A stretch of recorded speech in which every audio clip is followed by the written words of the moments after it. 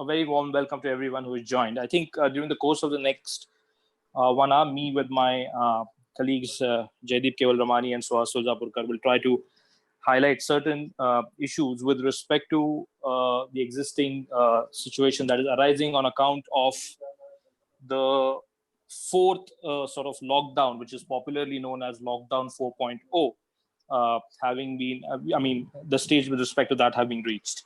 I think over the last 2 months or so, many of us have been basically being held up at home. Some of us have been trying to work from home. Some of us have been working. Some of us have had to work from their respective offices or places of work.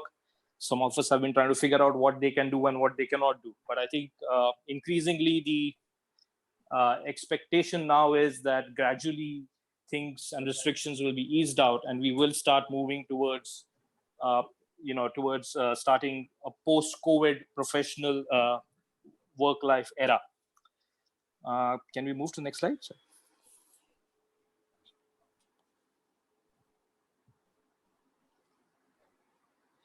I think before we sort of start this session, I think there are certain things that need to be clarified from our end. As lawyers, we are obviously always going to have some caveats around what we say. This webinar basically we are conducting in terms of general awareness and legal implications in the existing situation, in the current circumstances, with respect to the different guidelines which the governments have imposed and their impact. We are not at any point of time giving legal opinion or legal advice. Of course, we're trying to clarify certain doubts from a legal perspective, but every situation, every circumstance needs to be analyzed, in its own context. Hence, the contents of this webinar should not be construed as legal opinions or legal advice. If that is required, we'll be, of course, happy to provide it separately. This is, as I mentioned, a dynamic, uncertain, and unpredictable situation. It's very difficult to sort of exactly map out and identify risks. These risks will keep on changing every now and then. And hence, what we're trying to stress is that this should not be considered, what we are seeing right now, should not be considered as a formal, final legal opinion. There are guidelines that are coming every day. There are regulations that are coming out every day. Even right now, as we speak, we are expecting the state government of Maharashtra and other state governments to bring out their own sort of regulations and guidelines with respect to the lockdown 4.0, and hence the situation will constantly evolve and constantly change.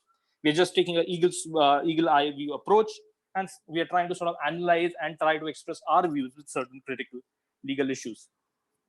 Before we, of course, begin the session, if you can move to the next slide, we at Legacies, of course, believe that there are certain individuals and people that need to be thanked, and we want to express our gratitude to certain people who've been working tirelessly in these difficult times, and because of such people, our lives have been made easier.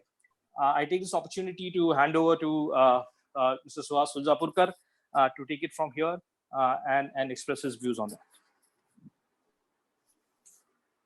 Thank you very much, Apurva. Thanks a lot. Welcome, everybody. Very good evening to you all. Thanks a lot for Dr. Siddharth Khadilkar to join us here. Thank you, sir. Thank you.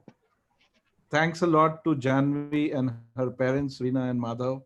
I think welcome on board. Madhav and Reena just joined. Yeah, hi. Hi, Reena. Hi, Madhav. Hi. Hi, Suhas. Hi. So I think I'll just, you came right on time when we were trying to explain our own gratitude to the frontliners, so to speak, predominantly doctors community, healthcare professionals and experts who actually are working overtime during this period, and we know what it takes. We can only imagine what it takes to be exposed to the extreme vulnerable situations and conditions, and you're saving lives. Thanks a lot. A big thanks to all three of you. A big thanks to all the doctor and healthcare community. Thank you. Thank you.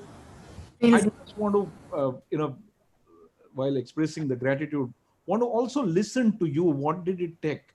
I'm not going to kind of ask you to give a long speech, but I would want our audience to understand, what does it take to be a doctor or a healthcare specialist during this period, and how was the experience? May I start with Siddharth? Yeah, hi. So basically, when I was told that I am being posted in the COVID wards, in the COVID positive wards where the positive patients were being admitted, at first I thought that being an orthopedician, why do I have to like deal with patients who are supposed to be dealt by uh, doctors who actually specialize in that. But then it made me think that this is my only chance to serve my college at my level, my serve my country at my level. So basically, it was at first it was very scary to actually go and work in those wards. But then when I entered those wards wearing the PPE kit and everything, I s- I saw these patients and they were quite normal. Like there were few kids playing around. So when I saw them, I was very like I was touched, and I thought that okay, yeah, this is my chance to serve my country, and uh, that's what I felt at that point. Thanks a So lot, it was a Siddharth. very fulfilling experience. No, no, thank you. Thank you. Rina and Madhav, anything that you have to share with the audience? I have a very important. I have a very I have a story to share, which is my story, and I think I'm sharing this for the first time. This happened on 31st of March. We operated on a patient who had a road traffic accident. He was in shock. He was bleeding, and there was no history of travel or contact or anything. He was completely appeared to be normal, and on the fifth day he turned, and of course we operated with all precautions, but not PPE, but all the precautions, and he turned out to be COVID positive. So we had to undergo all the tests, we were quarantined, and it was a terrible experience. We went through a lot of mental stress, but we came out very strong, and we have learned quite a few things during that period, and I think it has made our resolve to fight this much stronger. Thanks a lot, Rina. Thank you very much for sharing that story. Madhav? Yeah, so basically what it just highlights is that we are in this field and there is no running away from it. I mean, it's an invisible enemy that we are fighting. It is like a war against an invisible enemy, and we don't know exactly how many days it is going to last. We as specialists, like I'm an orthopedic surgeon, she's a general surgeon, so we don't have to directly deal with these corona patients. But any patient who comes to us for their orthopedic problems or surgical problems could be having this disease. So we always run that risk of getting exposed to this and getting affected by this. But then, as I said, we have chosen this field and we have to be there. So, especially after Rina's experience, we learned that yes, I mean, although she didn't know about the patient, still nothing happened. So, I mean, we have to take our chances and do these things and have faith in God. Thank you. Thanks a lot, Madhav, Rina. Siddharth, thanks for sharing your experiences. Thank you for being there for all of us. I think one commitment from me and the audience would be that we will not do anything stupid which will overwhelm the healthcare infrastructure and make your life more difficult. From our point of view, that's the best thing that we can do under the circumstances. We will not overwhelm the healthcare infrastructure. Thank you very much for joining us. It's just expression of gratitude and thanks to you. Of course, I think we will, through the next webinars and all that, try and look at other people who are frontliners, such as law enforcement agencies, people from law and order, who are actually helping us a lot. We also will, I mean, a very positive attitude has been expressed by various artists during this phase. And I think art during COVID is a subject unto itself, which actually has motivated many people and has allowed us to stay positive. So there is a hope And since you all are there taking care of all of us, there's always a hope that we will win this battle, we'll win this war, we'll win over COVID-19. Yes, Thank right. you very much. Thanks a lot Thank you so much. for Thank you, sir. yeah. You can stay around because we're going to talk about mundane legal matters. If that interests you, you can stay around, but I won't insist on that, please. Thank you very much once again. Thanks a lot. Thank you. Thank you. Can we move to the next slide, please? I think what we I think before we actually JD, can we move to the next slide, please?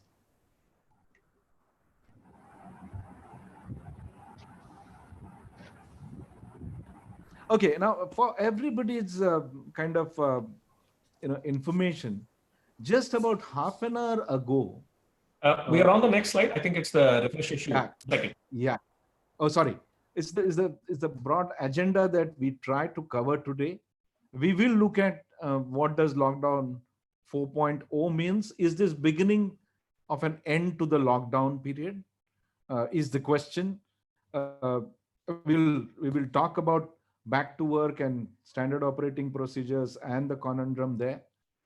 Our kind of view is today back to work will mean compliance becomes a new normal, and compliance is the new norm.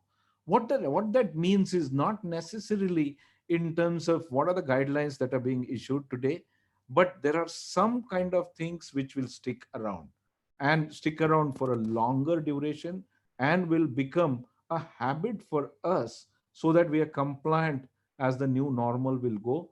This is not, and I'm repeating this is not relating to only standard operating procedures.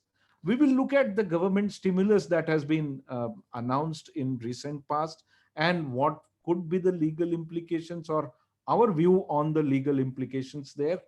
Again, I think there is a gap between what the government has announced and actually what has got converted into the laws by now or are expected to come down by way of various notifications and directives. We will look at some of the sustainable game changers that have been introduced by the government. Although the government said that this is a stimulus to the economy for to come out of COVID, but there are some game changers there, and those game changers are going to be sustainable. They will live beyond direct, indirect, express, implicit impact of COVID-19, and they will be sustainable game changers in Indian business environment. Of course, Apurva will look at some of the judicial pronouncements, and we will talk about what the future is going to be. In terms of from our side, what is it that we're doing to add value, to move towards getting better clarity on various legal and compliance related issues.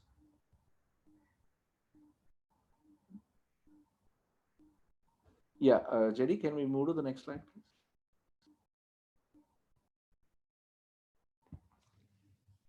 See, as I was trying to say, as to what is kind of changed, you see, between lockdown 1.0 to 4.0. And before I get into, and we would like to discuss these issues amongst ourselves and answer any of the questions that are coming. But before that, I would like to, just share one information that we got about 25-30 minutes ago. The government, the Ministry of Home Affairs, has withdrawn its circular of 29th March, by way of which the MHA was trying to tell all the businesses that notwithstanding whatever might be your economic position, you got to continue to pay salaries to everybody. Every workman, direct or indirect, every contractor's workman, and every person on your roll or on your contractor's roll got to be paid the wages and salaries during the COVID period. Also, the MHA circular talked about saying you cannot retrench anybody, you cannot terminate anybody's services. This was under challenge before the Supreme Court. This was under challenge by various authorities at various places. And I think the news that we got about 20-25 minutes ago, half an hour ago, is to say that the Ministry of Home Affairs has withdrawn that circular. We will check out on that, and we will kind of come out with a better analysis around it. And we will also look at what happens to the various cases that were there before the Supreme Court, because not only this, but there are various issues arising out of employer-employee relationship that were being adjudicated before the Supreme Court. So coming back to what has moved from lockdown 1.0 to 4.0. See, JD, and I'd like to ask you, and also Apurva, is you see, we saw this timeline. The first lockdown was March 25 to April 14. We were told, and we had this entire picture in our mind of series of matchsticks and one matchstick removed from there. And that was kind of a thought process to say that, okay, here are 21 days. In the 21 days, work from home, remain at your houses rather than at your workplaces, except for essential services. Everything else was prohibited in terms of activities, in terms of businesses, in terms of whether it was manufacturing, whether it was agriculture, whatever it was. It was to say that except essential services, and essential services were defined and meant to be essential ones, everything else was prohibited. Come April 15 to May 3, I think it got extended. It came in a different form. I mean, we were kind of told, saying we got to get on the top of the curve and look at that curve going down. So we kind of looked at it. It got extended. That was lockdown 2.0. Most of the guidelines, most of the laws that were kind of pronounced during the lockdown 1.0 continued in 2.0, although some clarifications kept coming in terms of saying that this would, whether medical supplies would amount to essentials, whether raw material required for manufacture of COVID-19 PPEs would be considered as essential or not, whether it is a multi-purpose end use was considered, what is predominant, what is not predominant. We've had hydrochloroquine incidents happening, exports being prohibited, then released. That happened in lockdown 2.0. Lockdown 3.0, very interestingly, came out with the zoning concept, and a consolidated zoning started happening. So that was lockdown 3.0. Lockdown 4.0 now, we are seeing transport sector opening up. But the thought process, JD, is that, lockdown 1.0 said we will restrict everything except essential services. Move to lockdown 4.0, I think the MHA circular is saying except activities which are prohibited, everything else is allowed. That's the movement we are seeing. So from the point of view of how this is shaped up for the businesses, would you want to look at that? Because I'm not too sure whether everybody today understands this correctly. Correct. And Suhas, thank you. I mean, what you've highlighted over here is a significant shift from 1.0 to 4.0. Let's take a step back and just think about what's been happening over the rest of the world. I mean, clearly all of this started in China, and Wuhan has been most talked about, while other cities have not been. But we saw that Wuhan went through a 90-day cycle. Not that I'm a clairvoyant over here and predicting that we will also go on for 90 days. India has been beating the trend on a lot of matters, but it takes significant amount of time for the curve to be broken, to be flattened out. All the other terms that are being used.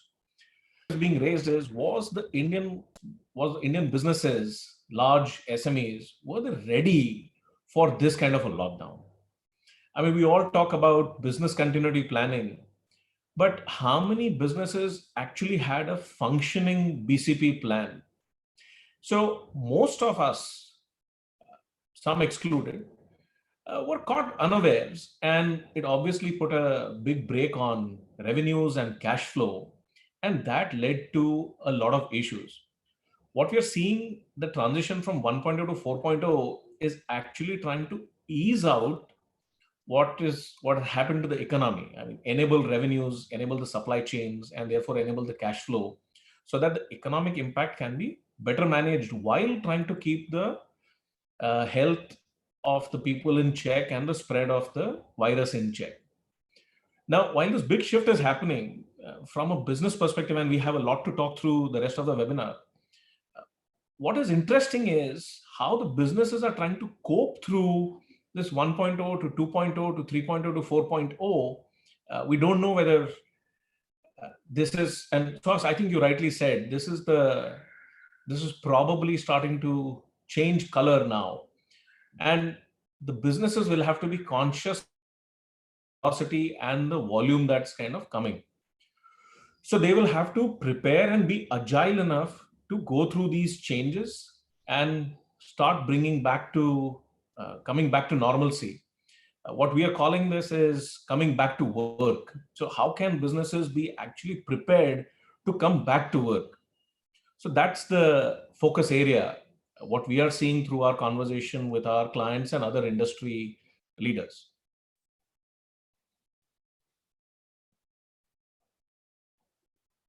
Thanks a lot, JD.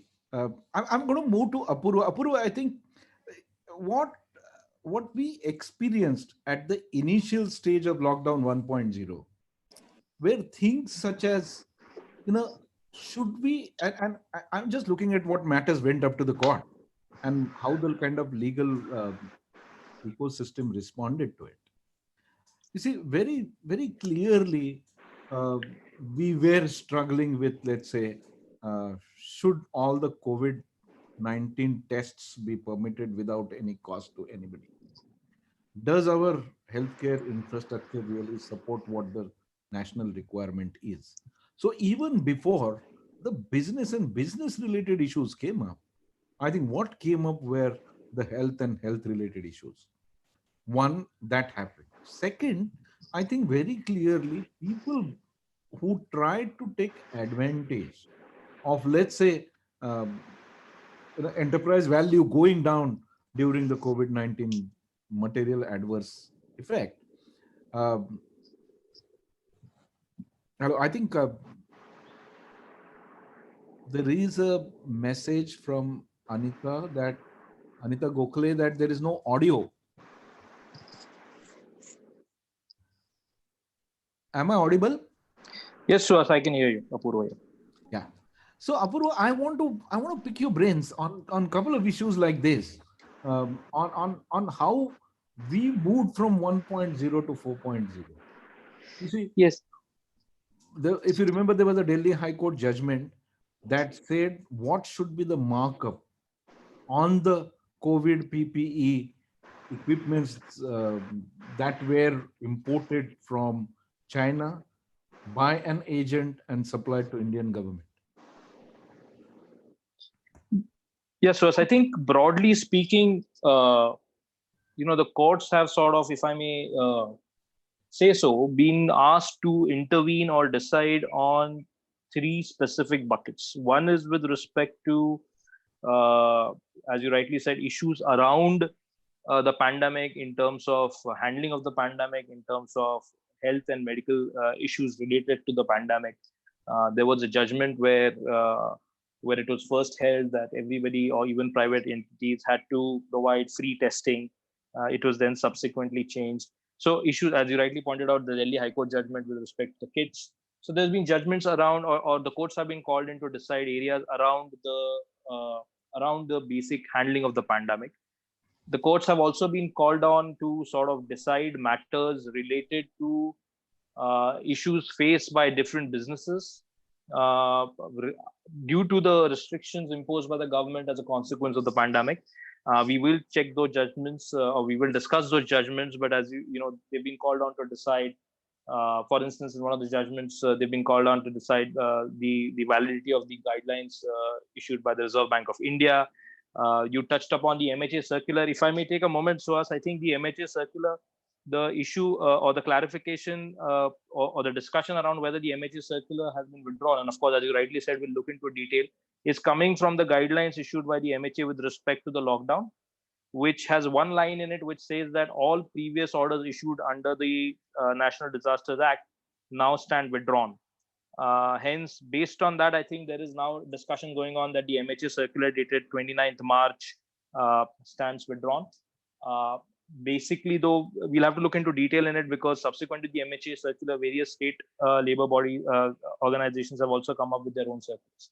But yes, so another bucket in which the courts have been called on is to decide, to decide on the issues faced by various businesses, whether it's in relation to the employer-employee sort of issues, whether it's in relation to policies initiated by the government. And the third bucket where the courts have been called on is something that I think all of us have sort of touched upon, discussed, is our existing contractual obligations. The courts have sort of given judgments in that respect as well. So these are basically the three sort of areas where the courts have been called to intervene. A lot of the judgments or the orders that we are seeing from the courts are interim orders, and I think that sort of indicates that the courts themselves are trying to sort of wait and watch and evaluate the situation before giving any finality to any of their decisions. So as we said, this is an ever developing situation. The courts have intervened, but they are also having a wait and watch approach in this regard. Hey, thanks a lot. Thanks a lot, Apurva. Now, I think, what is your view? Are we seeing this is like a beginning of the end of lockdown? Well, I'm honestly, I don't know, Swaz, because a lot of things will become clear once the state guidelines also come in. Once what is happening, particularly in the region that I come from in Maharashtra, is that there are central guidelines, there are state guidelines, and then there are guidelines issued by the local collectorate as well. The central guidelines, of course, indicate that with each lockdown, things are being relaxed. There's no doubt about it that we are moving towards a situation where restrictions are going to be eased out. But I think the proof lies in the pudding, and I think it will be based on particularly each state-wise guidelines that we can really arrive at a conclusion as to what we are moving, where we are going. Okay, so JD, do you see this as a beginning of the end? Yes, certainly, and there is both hope and optimism over here. Looking at the way we went from a complete shutdown to things being opened up, I think we will probably see some restrictions for the containment areas and the red zones, but I think economic activity should accelerate in the green and the orange zones. So certainly, yes. Can we move to the next slide, please? I think that brings me to the question, which is really the question that I asked both of you. But if you look at the numbers today, if you look at whether we have kind of on the top of the curve, or is the curve declining, the question still remains as to, have we or our responses changed? Because we will get an indicator of whether we are moving towards end of lockdown or not based on the fact that whether we've learned to kind of be or adhere to the social distancing. Have we learned that as we've kind of tried to understand as a community, as kind of Indians, have we learned the social distance? Have we learned now the Arogya Setu related issue? Because it started off, as I said, lockdown 1.0, the matters went up to Supreme Court whether COVID tests should be made freely available to every citizen in India.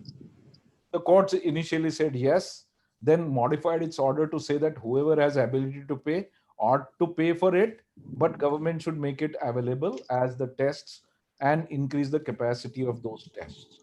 So have we moved that discussion from, let's say, COVID-19 tests to PPE price range and markup to be allowed to individual traders, to now to a more matured question which affects the businesses in terms of its economic policies and economics, is I mean, do we really pay salaries for this lockdown period when there is no work, when there is no activity that has happened? Are we've moved that?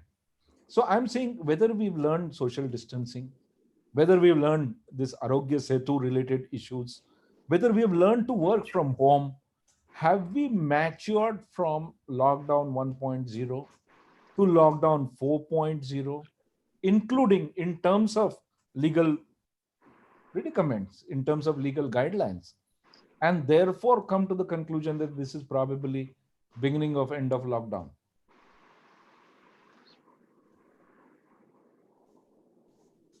So, I mean, that's a very broad question, probably to be answered in few points, and then probably I have a question back for you, Suhas. So, have we learned social distancing? I mean, we all know India is a country of paradox. We all saw what happened when there was a 24-48 hour resumption of sale of alcohol. I mean, all the concept of social distancing and 2 meter distance, all of that went away. We were like queuing up like ever before.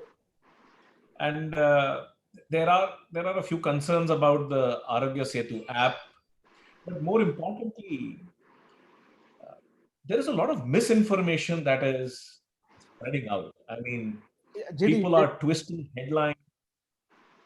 Just a minute. I think, I mean, when you touched upon Arogya Setu, I wanted to pick Apurva's brain on Arogya Setu, because, you know, he's been author of, data privacy and the entire information technology space.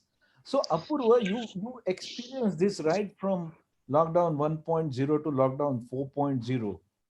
What's your take? Have you moved the needle? Have you shifted the paradigm on contact related apps? What's your view? Yeah, so I think Suha, specifically with respect to Arogya Setu, I think the May 3rd lockdown guidelines issued by the Ministry of Home Affairs had one single line in it, which said that all employers should ensure that, whether in the public space or private space, should ensure that their employees are using the Arogya Setu app. There was just this one line. Now, this one line created a lot of confusion, because firstly, the Arogya Setu app basically can be downloaded only on smartphones. And when you say all employers in public or private space, it meant that every single person, employing an individual had to ensure that that individual had an Arogya Setu app. And data suggested that about 35% of Indians don't really have smartphones. So how was that to be implemented? Whether the employers were to be held responsible for that. Secondly, I think very rightly some questions were asked. Look, Arogya Setu app can be downloaded, and we can ensure that people have it if they're working in our offices. If people are working from home and we are not in contact with them, how are we going to ensure that they have downloaded the Arogya Setu app? So there was some confusion around this observation by the guidelines by the government. Fortunately, I think the latest guidelines have clarified it. I think they have said that on a best effort basis, whoever can download the app, the employer should try and ensure that they can download the app. So the obligation has sort of moved away from the employers, and it is for the district authorities to now ensure that whoever has the resources, has the smartphones, and whoever are required to download the app, the district authorities will ensure that they will download it. In terms of privacy and all, there are certain still issues. The Information Technology Act, for instance, requires consent of individuals if their data is being collected. Private data is being collected and shared with authorities. Whether this consent mechanism is there or not, there's still doubts around that. Just to put it, I think last year when the right to privacy was made a fundamental right, the Supreme Court in the Puttaswamy case came out with 5 sort of guidelines that, data should be collected only when it is required. There should be transparency as to why data is collected, and transparency as to the purpose of the data. The individual's consent should be obtained, and the individual should have a right to withdraw that data, personal data, if he so desires. I think if the Arogya Setu app follows those 5 points, I don't think there should be any privacy related concerns on it. Of course, as the application uses is more, we will find out. But as of now, at least the employer's concern in terms of obligations has been eased by the clarification in the latest guidelines. Thanks a lot, Apurva. So JD, I think I just wanted this to be an indicative and a sample issue, that what started off as a very good bona fide attempt to say that we will have this contact tracing app developed by Government of India. I'm sure, I think there's a lot of efforts that have gone in creating Arogya Setu, which started off at the beginning of lockdown 1.0. At lockdown 4.0, there is a slight rollback here, virtually a rollback, saying on a best effort basis, you use it. So, I just wanted this to be merely an example of various elements that we need to now look at. And sorry, JD, I think I wanted this as an example to come out. No, and certainly very, very valid. I think a lot of our participants also have the same concern. So, I mean, we are listening to all our clients across the country, and we're receiving a lot of questions about all of these advisories and directives that are being issued, and this is one of the top ones. Yeah, so JD, I mean, coming back to social distancing, coming back to work from home, coming back to overwhelming the healthcare infrastructure, while the legal issues around each one of these is something which we will decipher, we will try to understand. But how is this moving? How is this moving towards an indicator of beginning of an end? On the lockdown, please. Sure. So I think what I was saying earlier was the level of awareness around all of these issues has definitely gone up in the last 60 days. From what is social distancing to what is acceptable in terms of stepping out, are morning walks okay, should we open the offices, and all of those questions have now been answered through a variety of medium. And thanks to all the access to social media that we have received a lot of information. But there is also, it's a double-edged sword. We also have a lot of misinformation spreading. If obviously we launched a fake notification check service within a matter of days, once we started seeing some creative elements, photoshopping all of these notifications and putting it out there. So far, we've received dozens and dozens of reports across the country on how false information is being spread through social media. We've been fighting that battle on the front line, trying to fix all of those issues. So I would say there is a lot more to accomplish in terms of getting the awareness level up. Work from home infrastructure in India was never really there to begin with, given our social and cultural context, not because of lack of technology or intent, but our households are not designed for work from home. Some households are, but not all. So there is a long way to go in terms of accomplishing work from home, complete awareness about social distancing. I think we are getting there. The pace at which we've seen the transformation over the last 60 days has been remarkable. So that gives us hope.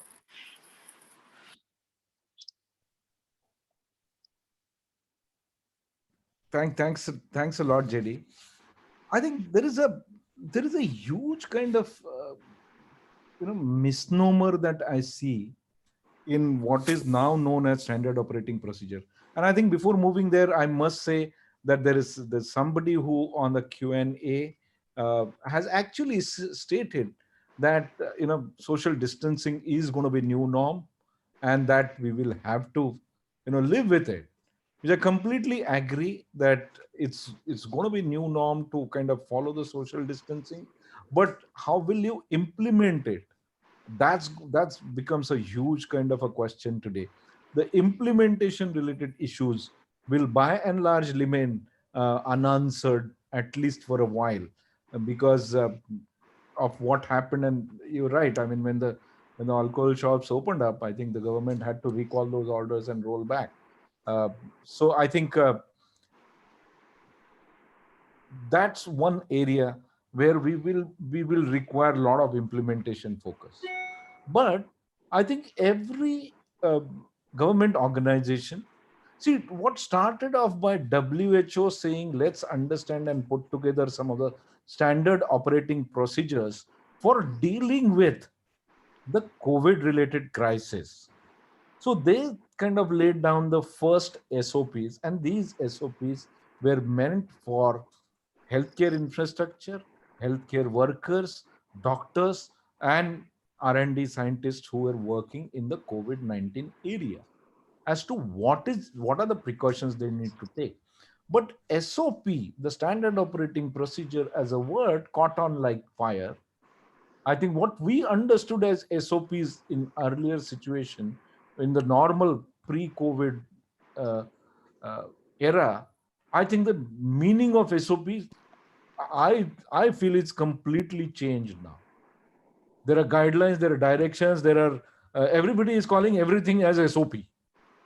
I mean, I just kind of in the morning today, I received a document from one of my friends saying, okay, he has prepared a standard operating procedure whereby the maid servants will be permitted to come within the society if the society follows those SOPs. You see, so the SOPs have now the kind of, and the question was, if we follow these self-led SOPs which have come from WHO to Ministry of Home Affairs to Maharashtra government SOPs, if we follow these SOPs, then would the executive committee member of that cooperative society, will he still be prosecuted if there is a COVID positive case that is found in the society? You see, it's going to that level. So this SOP conundrum is kind of is creating a havoc. Is my view. Or is it something where SOPs still need to be very, very clear? What's your view on this SOP conundrum? Is that for me or Apoor? Yeah, JD, for you to start off with, I think. Right, sure, thank you. So, I mean, most of us are working professionals here on this webinar. We know what a SOP is, and checklists and guidelines are being passed on as SOPs. But, I mean, we've got a dedicated section later in this webinar talking about how do you actually get to an SOP that protects you as a compliance officer, as a business leader, and protects you as a business. So we'll talk about that in a minute. But all directives, advisories, and checklists that are coming out are not SOPs. SOPs have to be built and established. We'll talk about that in a minute. But you had the other part about will someone be prosecuted? Maybe that's something Apoor and you should shed light on. Yeah, sorry. I think there's a clarification from the ministry that, I think there was some sort of discussion before that in case an employee has been found to be COVID-19 positive, then the employers can be prosecuted. And there was some sort of noise around that. I think the ministry has clarified that, no, the employers will not be prosecuted if someone within, in the working space is COVID positive. Is detected to be COVID positive. I think the issue from an SOP perspective comes because in the first guidelines that the Ministry of Home Affairs issued or the second set of guidelines in the first week of May, there was an annexure that said that SOPs to be followed for work. And there were sort of about 12 or 15 points that were sort of specified under that. The subsequent circulars do not refer to the word SOPs. There are still some of those guidelines that are there in the annexures, but those are just directives that employers need to follow in their at their workplace. These include standard sort of wear a mask, sanitize the process, have thermal scanners. So while the first sort of guidelines by the Ministry of Home Affairs use the word standard operating procedure, the others haven't. They're now using the term directives. Why and what is the reasoning for this? Honestly, I really don't know. Yeah, Purva, thanks for that. It's not so. I think the circular that I saw was from Ministry of Home Affairs, written to all the chief secretaries of the state, saying, please do not prosecute the CEOs and key employees of those factories which have opened up in the green zone. They started off with that to say that if there is a COVID positive patient that's found, or if these companies are found not to follow the SOPs and the guidelines, then don't prosecute the CEOs and the KMPs there. was a direction given by the Ministry of Home Affairs to the chief secretaries of all the states based on certain incidences which were reported. Uh, Having said that, you see, uh, JD, uh, there is this. How could there be? I can understand a law which is universally applicable to all establishments, which is in a sense a subset of it applicable to, let's say, one set of guidelines will apply to factories, one set of guidelines will apply to warehouses, one set of guidelines will apply to commercial establishments. How could a standard SOP apply to everybody? No, and you're right, and it cannot. And therefore, what I said earlier is what is being floated around as an SOP probably someone somewhere misused that term. What it actually means is a directive, a guideline, or an advisory. But businesses have to formulate and establish their own SOPs, and more importantly, actively track and monitor it. It's like any other business process, internal process that we will have. So how do you deal with the lockdown situation, and also, and what is the SOP you want to follow during lockdown and post lockdown? There are two parts to this. So it can't be one size fits all. Define it for yourself. Yeah, I understand. I think, mind enough, thanks to Dr. Anand Sardeshmukh for raising this question, and I'm reading it out. If a housemaid or a personal driver starts working at the house and contacts corona, the total liability vests in whom? Are there any SOPs for it? Has it been defined? Or it's a civil suit for compensation? Thanks a lot, Dr. Sardeshmukh, for raising this question. I don't think the answer is a straightforward answer. You know, so if somebody turns corona positive, I think he is in employment, whether direct or personal. I think it's the employer's duty to make sure that first the medical um, help is provided. In a sense, he's admitted, he's kind of allowed, and all his medical care should be taken care of by the employer. Therefore, to that effect, all the pecuniary liability would vest with the employer. Now, in the guidelines today, there is a mandatory provision that says that you got to make sure that there is enough insurance available to all of your employees. Now, this started off with when during the lockdown, I think it was 2.0, a circular was issued by MHA to say that if we are permitting you 33% or on a 50-50 formula, then you have to make sure that every employee who is now allowed to work from office during the lockdown period must necessarily have a medical insurance there. So I think one part of the answer is the medical insurance and the mandatory nature. And if the employer doesn't have it, then definitely I think he would suit. There will be civil suit for compensation. There will be criminal liability. The question that's coming up is, in a cooperative society, when executive committee members are responsible for ensuring the safety and the security aspect of all and every stakeholder in the society, if they permit somebody to come and work in the society, and through that if the COVID spreads, then what is the liability of the executive committee members? I'm still doing a research, we'll still try to find an answer around it. But I think very clearly, therefore, one question that's arising is that, there are so many COVID directions that have come up. So there is a predicament that it's only during the continuance of the lockdown period that these kind of guidelines will apply.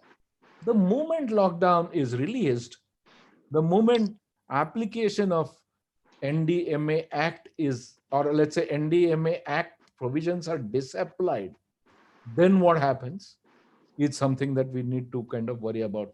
So JD, I think, do we have any view today of what's this COVID directions doing today? And will they be applicable only during the lockdown period?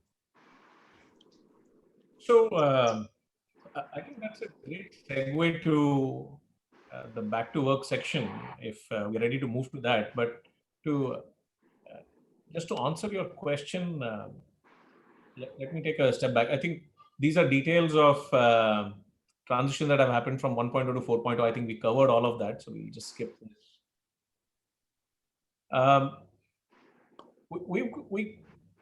When we were all at school, we used to read the map of India for a variety of reasons, right from climate to weather to crop patterns and so on. But look at what we are doing today. We are reading red zones, green zones.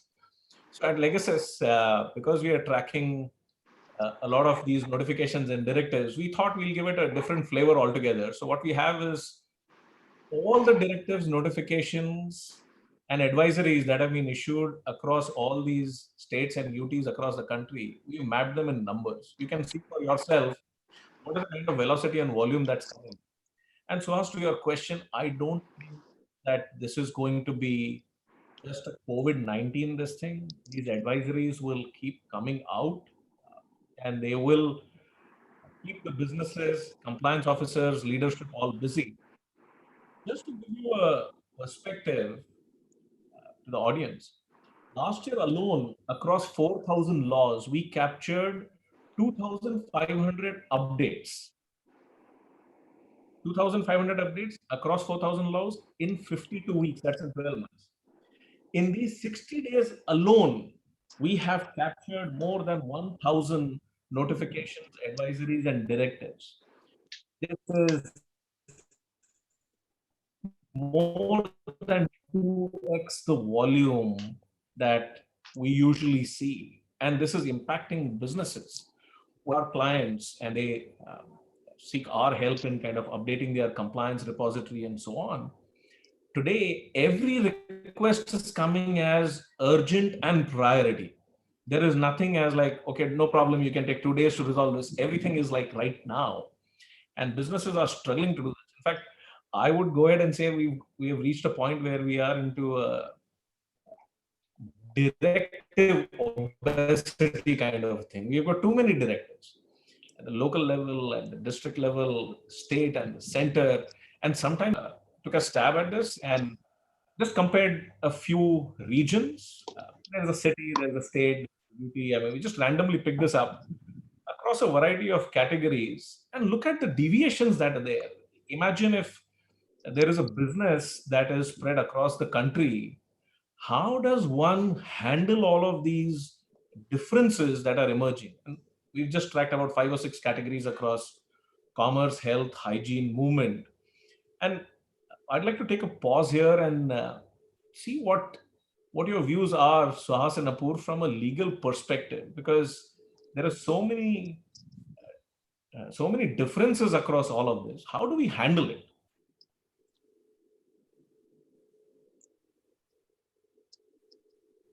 Yeah, Apurva, you want to take that? Well, I think from a purely legal perspective, obviously the first thing will be to ensure that directives, any which are issued by the government, and the government is issuing certain directives in each of its guidelines, is followed. But I think, as Suhas has pointed out, and JD, I think you sort of also raised this issue. Each organization will then have to sort of take steps to ensure that there are sort of higher standards in terms of what they are following in terms of these directives.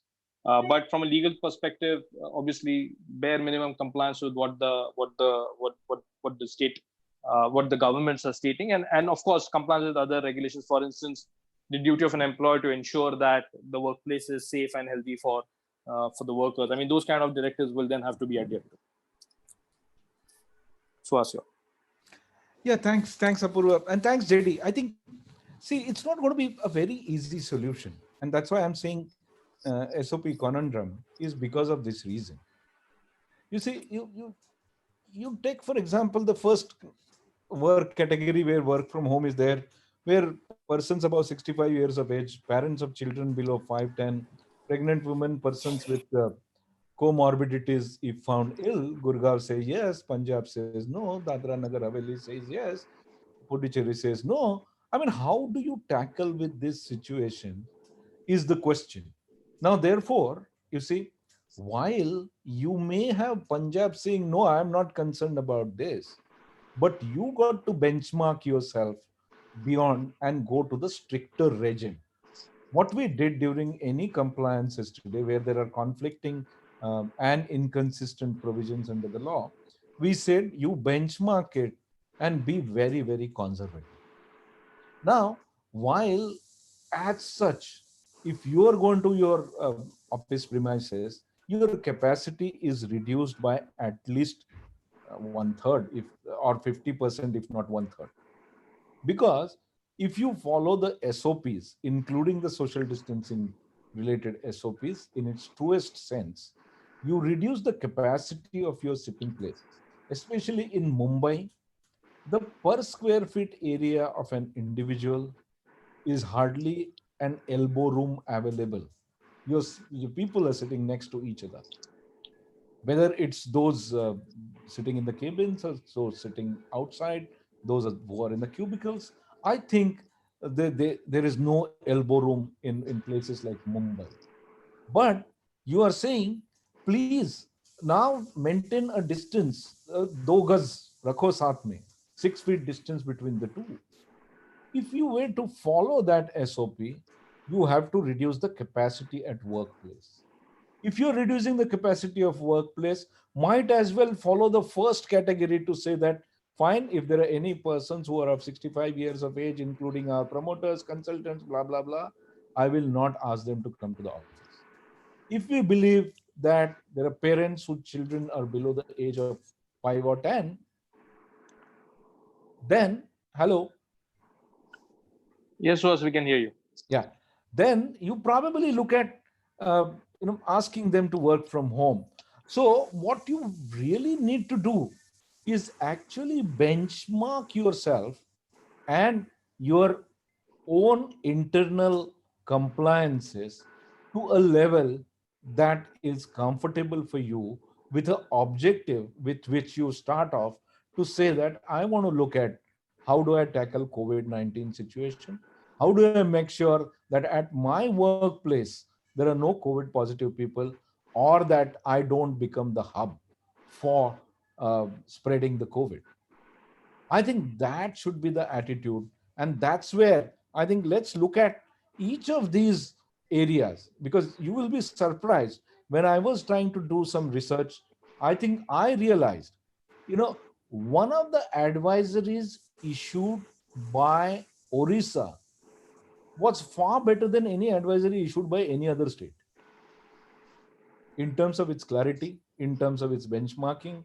And probably we need to look at what are the best practices that will emerge and what are the benchmarks. I think that becomes very critical, and that, in my view, is an exercise that needs to be done. So does this answer your question, JD? It does. And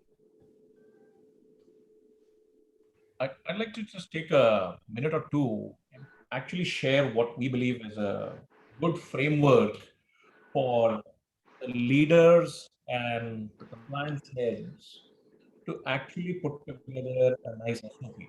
So we've broken this framework into three parts. One is the structure in which you should approach it. Second is how should you go about implementing it. And the third is the governance of all of this.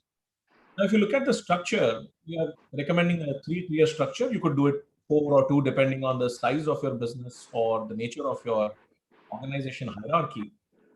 But at the base, you should have the front line, which is your point members, location heads, functional heads, department heads, and so on. And the leadership of getting back to work, you should have a back to work committee with a designated officer who can be empowered to a certain extent. You can decide based on what's comfortable for your business. And this combination of two layers actually reports to the business and the compliance leadership in the organization. Now, this designated officer and the back to work committee should look at three different perspectives. One is the jurisdiction in which we are operating. There are local, state, and center level directives and advisories that are coming out. So you have to look at the jurisdiction perspective as well. If you have access to all of the notification advisories, but if not, feel free to visit the Legacy COVID-19 Resource Center, which we put together for your benefit. It's available on the internet. You can access it through your browser. We've got a collection of more than 1,000 such notifications and nearly 90 judgments related to this matter. So you can sort it out and pick up the notifications from there. Second is you evaluate the nature of your business and see what are the other sources of information and directives you are getting. For example, NASCOM has issued some directives and advisories for the IT industry.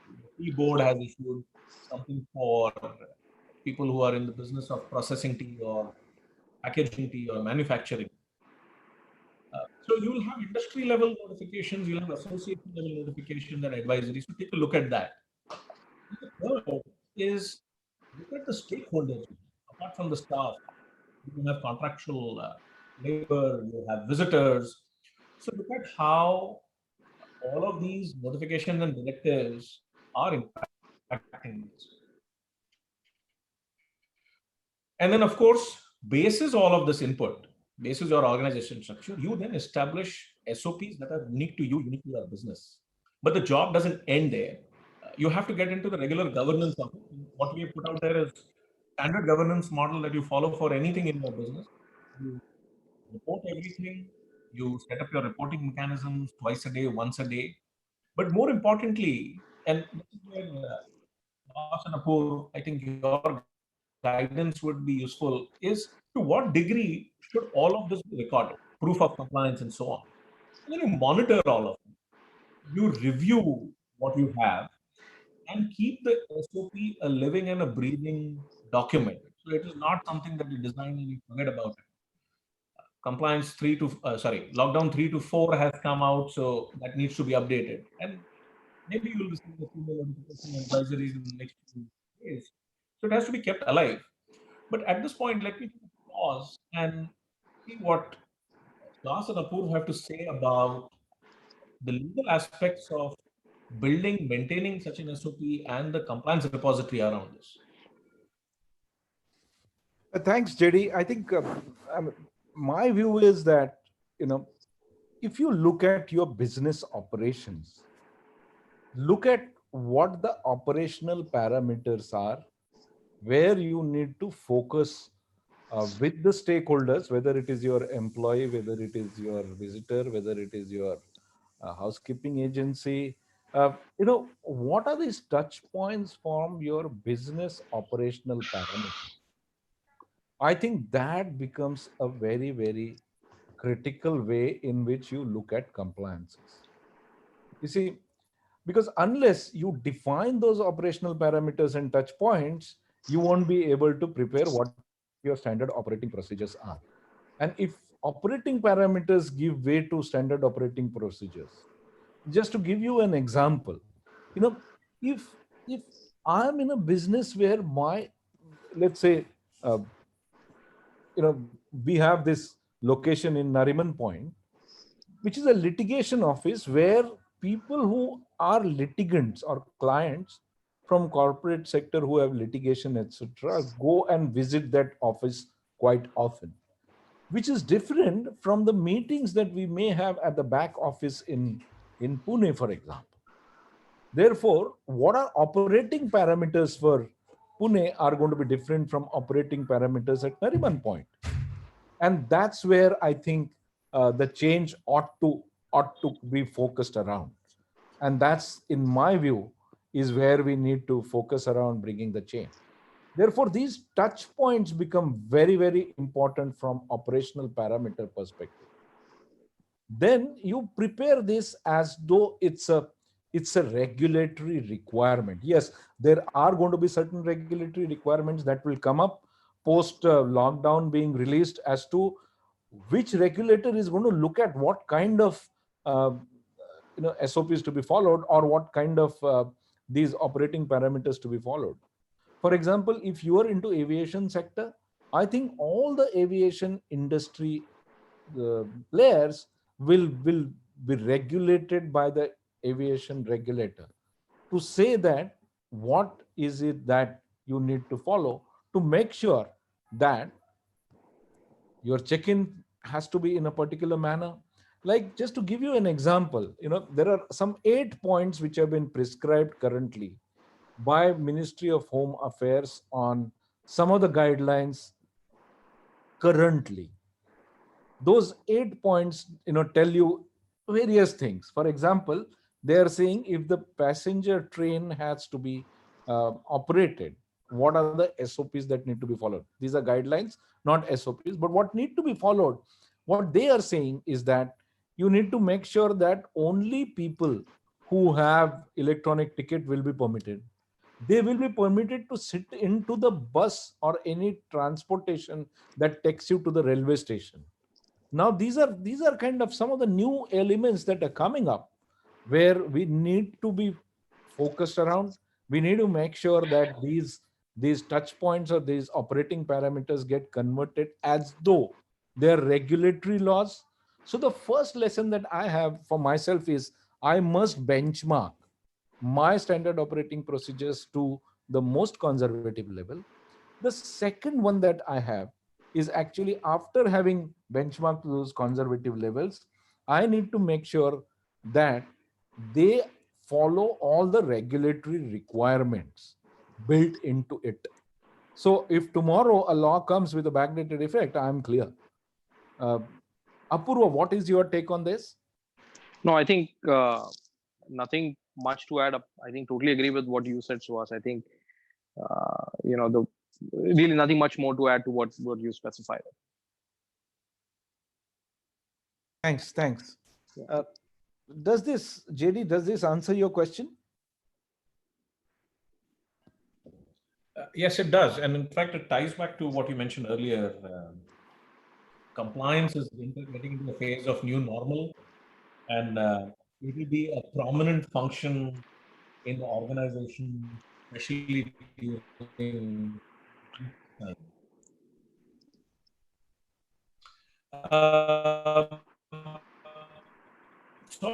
and Apur, if you're ready, I think we should spend a few minutes about the government stimulus, the points. But what we wanted to cover today is moving from a legal compliance and a game changer perspective. So let's spend a few minutes on that.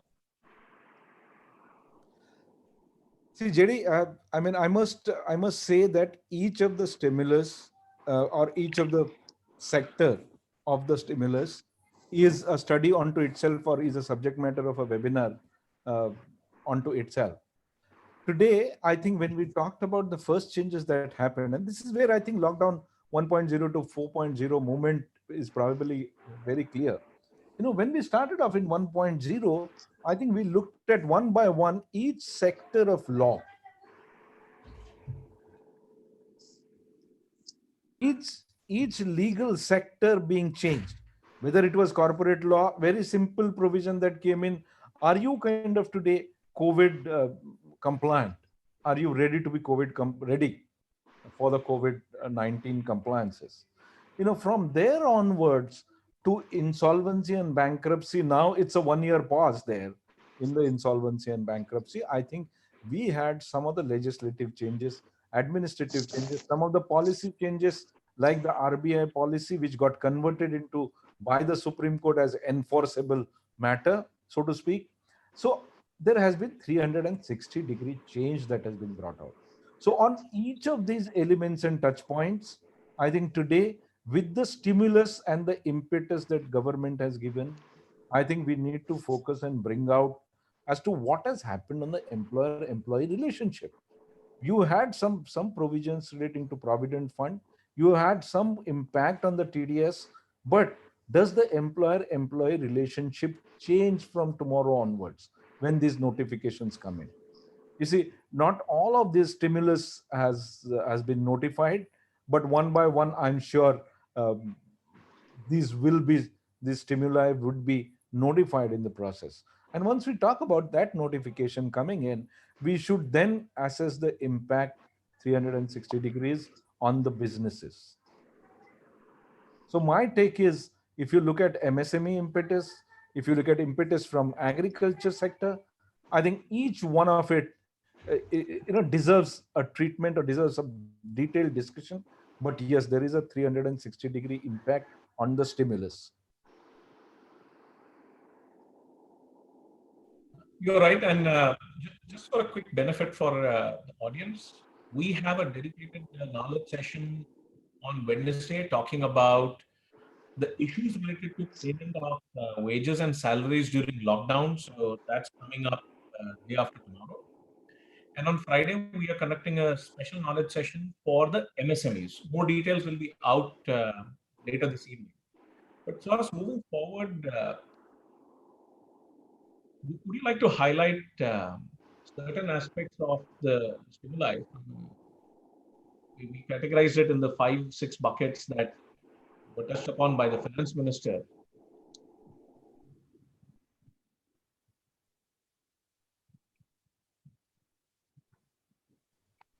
Yeah, so JD, I think what I hear happening, and my reading of the situation is that, you know there are some changes. There are some changes which have kind of will be sustainable and which will have impact beyond the COVID-19 situation. I mean, uh, whether finance related solves such as TDS will remain there, or will we go back to uh, the the addition of another 25% on the TDS, is a question to be debated. But the fact still remains that while there will be 360-degree impact, this stimulus will result into various game changers for some other industries, some of the business sectors. We can look at those business sectors and do that impact assessment, or do the kind of impact around it. Uh, so I think if you look at the game changers, MSME actually appears to be a game changer. Although I have a SME client who came back to say that, in the earlier situation, my turnover was um, much higher, but based on the capital definition of SME, based on the capital thresholds, I was still SME. Now I'm moved out of SME. So there are going to be some of these kind of issues on the MSME level, but I think we are looking at MSME as a sector, and there is a focus there. We've also looked at agriculture, and we've brought in agriculture reforms today. We've had a back and forth around agriculture controlled price mechanism, um, going back, and now we are coming back to say that e-commerce and ITC Chopal kind of experiments will become sustainable today. I think each one of this could be a game changer for India if we do this very well. I'm not too sure in terms of power distribution or discoms. I think discoms, the state of affairs of discoms is so bad that whether they will, despite of whatever happens right now, whether they will come out of their financial worries, not too sure on discom part of it. But some of them, like the Essential Commodities Act being amended, like the contract farming being permitted, we will have to, of course, wait for actual notifications emanating from this list. But it does appear, whether it is defense, whether it is aviation, MRO kind of a situation, is that the reforms agenda is being pushed forward under the COVID-19 stimulus package. The reforms, if these reforms become sustainable, I think we will have a tremendous impetus boost for economy.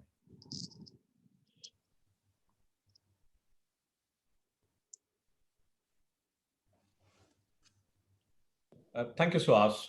Let's move to the last section of this before we move into Q&A. And Apurv, there have been a lot of judicial pronouncements in this time. Like your view on it, and then of course Suhas talk about it as well. Yeah, I think thanks, JD. A couple of very sort of important judgments. But as I mentioned at the start of this session, a lot of the orders that the courts have sort of pronounced have been interim orders, have been temporary orders on the basis, perhaps that the court is also waiting and watching the situation. For instance, a lot of discussion on the circular issued by the Ministry of Home Affairs on the 29th of March, which directed that employees should pay all their workers their wages and should not reduce them nor lay off any workers. That order was sort of, the validity of that order was challenged in the Supreme Court. The Supreme Court has held that, has asked the center to clarify its position, and has held that no adverse order should be passed against any of the employers till the time of the next hearing, till the time the center comes back with its clarifications, if the employers do not follow the MHA guidelines. However, as Suhas mentioned at the top of this session, there now seems to be, in the recent guidelines with the Ministry of Home Affairs that has issued, there is a line which says that all previous directives issued by the Ministry of Home Affairs now stand withdrawn. So in light of that, perhaps the 29th March advisory also stands withdrawn. Of course, we'll have to look more deeply into that.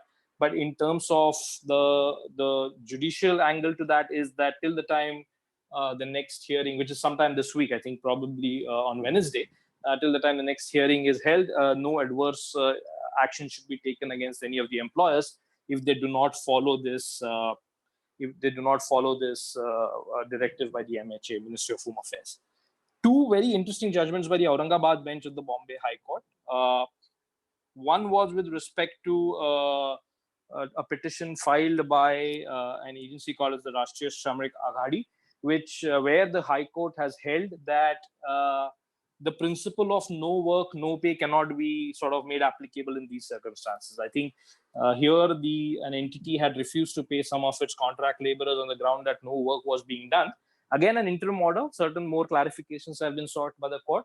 The court has said that these are extraordinary circumstances, and in these circumstances, you cannot turn, I think the exact words used by the court was, you cannot turn a blind eye to the plight of the contract laborers, and hence you cannot sort of have a uniform principle of no work, no pay, indirectly indicating that you are entitled to pay the contract laborers even if they are not being used or utilized at this moment of time. Another very important sort of ruling by the Bombay High Court was where a question was asked to them in terms of employees who were refusing to work in areas that were not locked down. So there were certain areas which were sort of opened, certain essential agencies that were allowed to work, and where the employers were providing a safe and healthy working environment. If the employees still did not join, the High Court has held that the employers in that respect can deduct salaries then. Very interesting and important judgment there. Quickly, I think just running across to a couple of banking and financial related judgments. In one of the cases, if Kamal Kumar Kalia versus Union of India, the Supreme Court has actually, the RBI circular, which sort of issued directions to the bank to sort of provide certain benefits, including moratorium with respect to term loans, interest-free periods. The Supreme Court has asked the RBI to ensure that circular is honored in spirit. That is in letter and spirit. That is slightly interesting because the RBI circular itself did not make it mandatory for the banks to follow the guidelines in those circular. What the RBI circular stated that the bank may consider, it may implement policies to sort of declare moratorium, but it was not mandatory on the banks.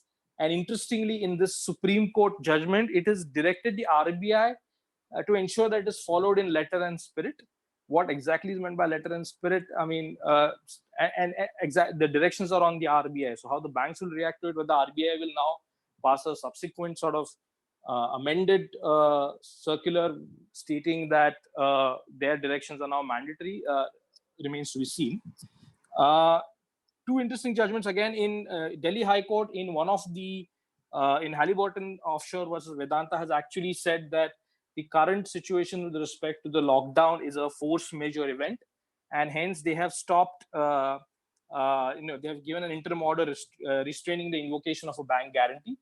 The interesting or the important part is the recognition by a court that this current lockdown is a force majeure event.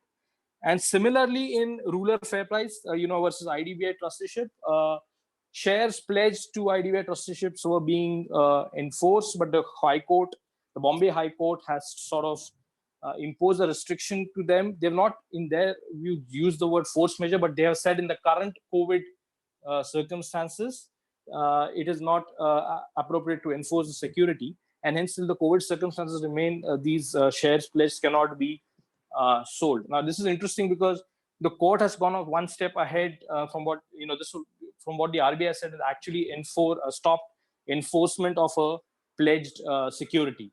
So these are some of the important judgments. Suhas, wanted to have your view, any of these judgments that you find striking, or any of your views on any of these sort of judgments. Hey, thanks, Apurva. I think thanks for capturing this very well. I think each of these judgments are going to go forward in as much as I think interim orders will get converted into final clarifications and judgments will come around it. The interim orders or the judgments which are there from the lower courts will go to the Supreme Court, because nobody is going to leave the questions unanswered for achieving the finality around it. But I think the manner in which entire judiciary is today responding, gives us a tremendous hope that there will be a lot of balancing that will happen from the court, and that's probably their job as one of the very critical pillars of democracy. So thank you very much, Apurva, for that. JD? Right. So, and Apurva, thank you so much. This actually brings us to the end of this. Should we take some questions? Mehak, would you help us take some questions? Yeah, I think, JD, before we kind of move to the questions, I just wanted to share with the audience that there are 3 or 4 things that we started off from Legacy's perspective, and which actually makes sense in everybody to kind of look at it and give us the feedback. One, I think, is one of the initial questions that Mr. Kumar had, to say that post reopening, what are the priorities? And we kind of laid down the analysis of key contracts would become a priority. Yes. And Mr. Kumar, I think we developed a digital solution today whereby in a very seamless manner, you would be able to get your contracts analyzed, reviewed, and pushed for whether there is a frustration, impossibility of performance, whether there is a force majeure, and things like that. Of course, compliances will become new norm, as we discussed today. The enabling existing business in the changed circumstances, I think back to work is all about that. There are various things that we are offering today, whether from a risk perspective, whether from SOP checklist perspective. I think we kind of extending this as a support from our side. Integration of technology and digital means, no doubt about it that that's the future. And I think right from the Supreme Court onwards, everybody believes today that the digital space, or let's say solutions such as video conferencing, will play a pivotal role in making sure that the pendency of the cases is reduced. Of course, legal recoveries will take the forefront, but I think what we hear most of the people saying is that we will not go through the contentious route. We will not go through litigious route. We will follow mediation approach, and we understand everybody is affected today. So there is no point in litigating around each of the commercial disputes that we would have. So I think from the point of view of what legacies bring to the table or brought to the table, it's some of the pro bono initiatives. You go and actually look at COVID-19 resource center that we created. It's freely available. There are almost about 983 plus COVID directions which you can analyze for yourselves. There is a risk management tool that we have created. There are more than about 60 clients today using it to map their risk and to create risk profiling. We, together with Boom Live, the Govind Ethiraja's entity, we created a fake notification check, and we've had various notifications either through WhatsApp or otherwise checked for its genuinity. Sorry. I think therefore there are various things that we are embarking upon as a responsible business. Some of these are freely available. Some of them are activities which are first of its kind, which actually will reduce your stress uh, if you follow these activities. Sorry, JD, we can take the question answers very quickly. I think we've overshot time. Thank you, Suhas. So Mr. Siddhant Samant has, will use of sanitizers and masks be compulsion forever in future?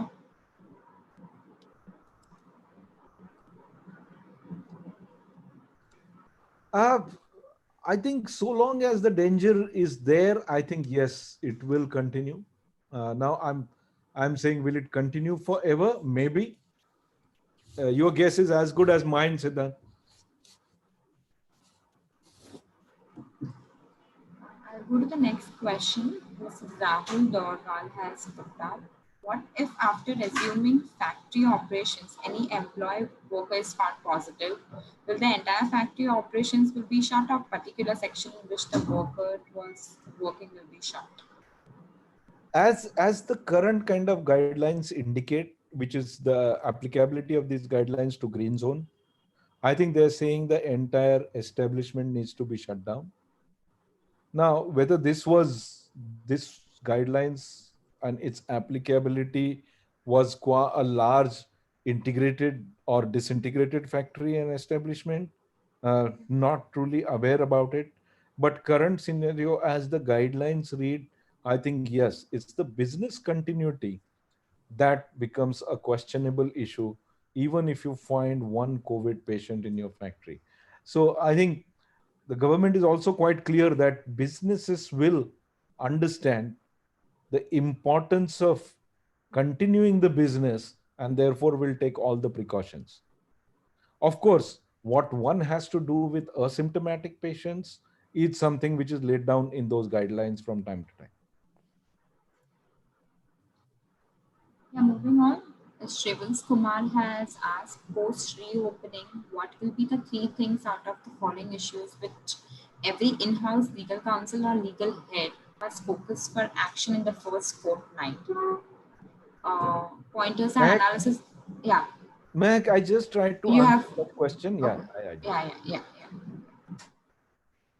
Thank you. Moving on to Arun Kulkarni's, government gave 3 days time for clapping and thali thumping, but did not give even days notice to people, specifically industry, to prepare. Has this lead to chaos in economy?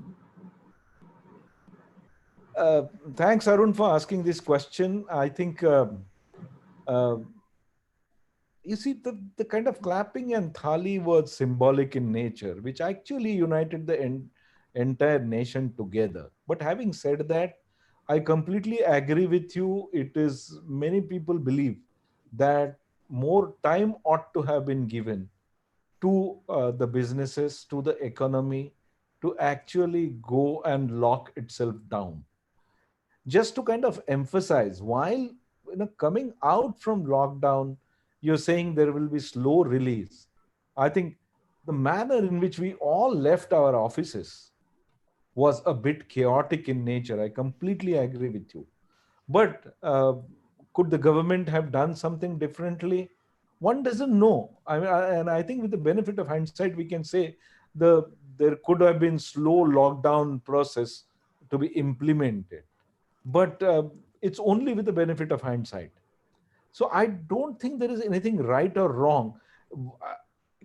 I mean, whatever has led to chaos in economy, according to you, government is trying to use to everybody's advantage to bring out stimulus package to improve the economy.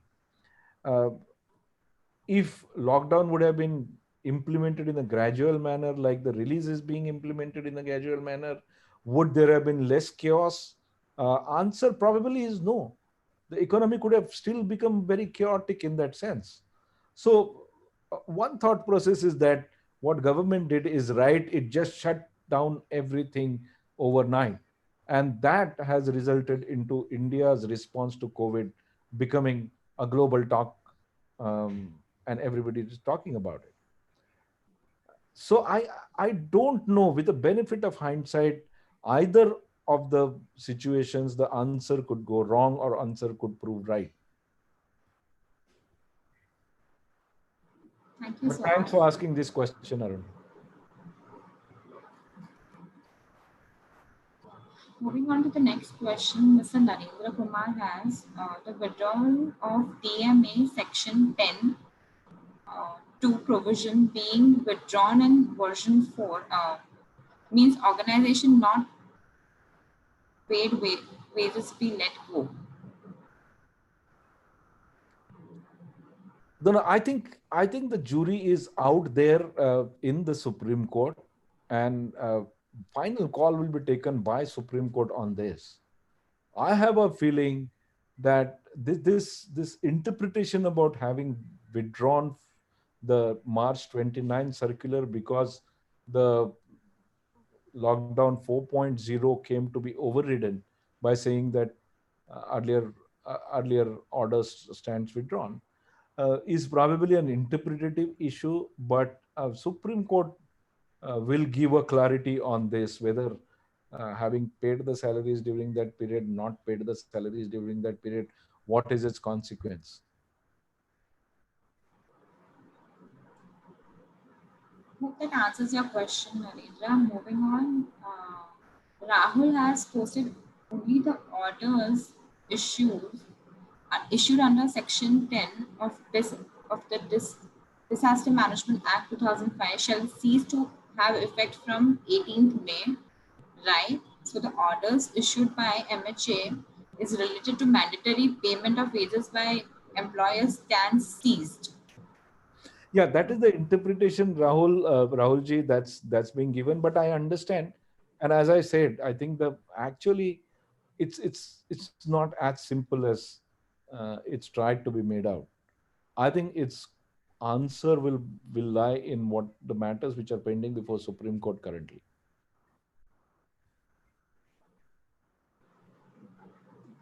Till then, my advice would be treat your payments as ad hoc payments, because you still may be able to take either of the stands, depending on what the Supreme Court order would be.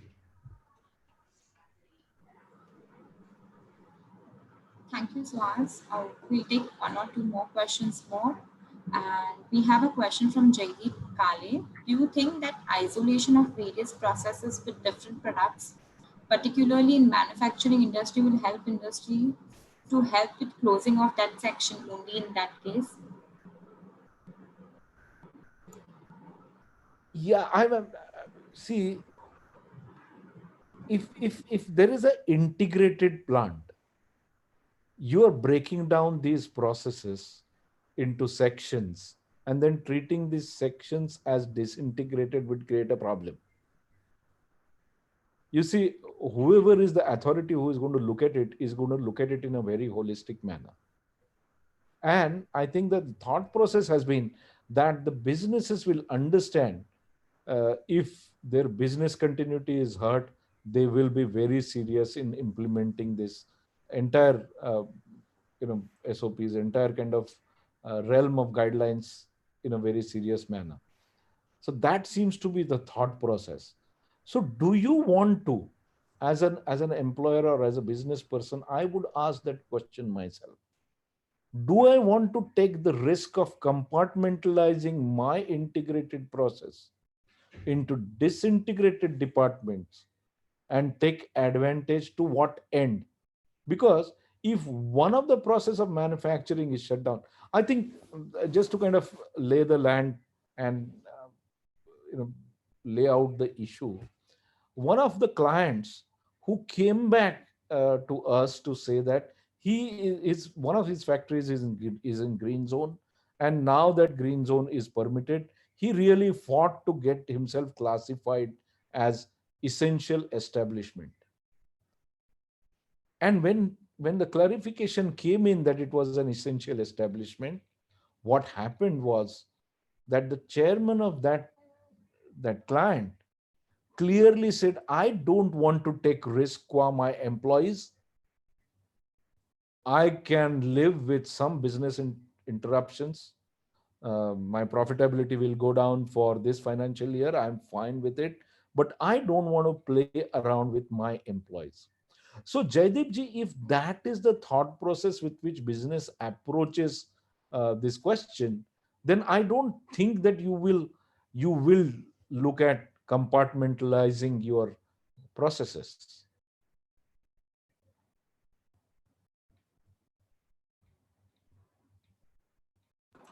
Thank you so much. Moving on to next question posted by Ritesh Jain. We use private transport provider for transportation for employees. Are we liable if the vendor is not following all the protocols? Yes, I think the short answer is yes, Ritesh ji, you would be liable.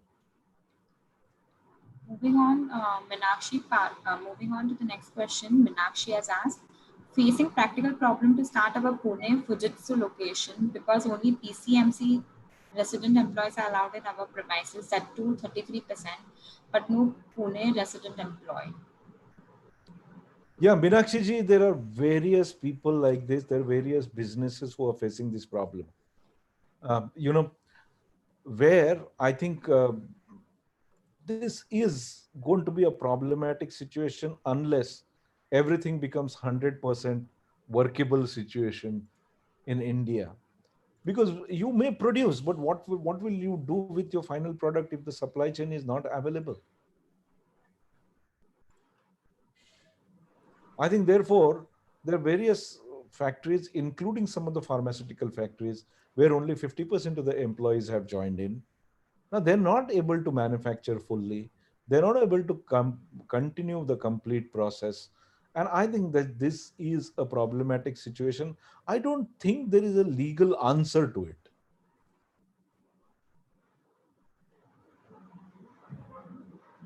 Moving on to the next question, Amit Sharma, by which notification directive MHA order date March 29th is withdrawn? Yeah, Amit ji, if you read the guidelines that have been issued as Apurva Sardeshmukh explained it, I think that's the manner in which the interpretation is that the March 29 stands withdrawn because of this May 18 guidelines that have come up.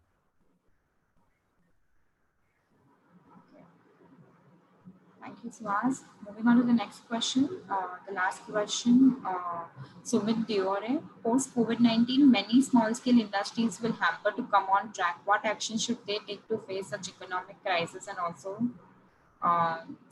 the sale factor of business? Not a very not a very easy question to answer. I think yes, small scale industries are likely to face virtually survival is the biggest problem there in the small scale industries. I think yes, facing the economic crisis, the first brunt is always to MSMEs and small industries, SMEs and MSMEs. Uh, you know, Nobody would be today willing to buy your business if your question is that uh, sale factor as in selling your business. I think nobody would be willing to touch the businesses today. Material adverse event has happened, and therefore even the large transactions are not happening today. Just to add to what Suhas said, Sumitji, we invite you to join us this Friday. We have a dedicated knowledge session for MSMEs in light of the lockdown and the new guidelines and directives that have come. So please do join us this Friday as well.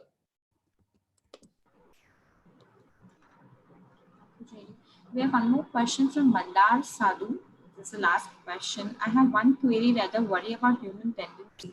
Nowadays, a lot of messages are getting circulated that this COVID has clarified that there is nothing urgency. Will that affect the productivity of people through work from home? Will that affect? Will that affect the productivity of people to work from home?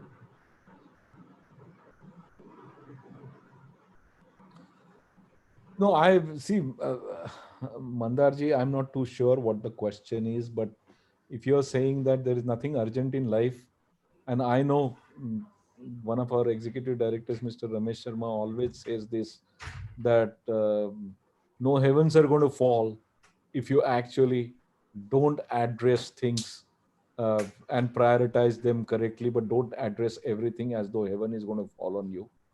I think it's just a matter of attitude. It's just a matter of prioritizing.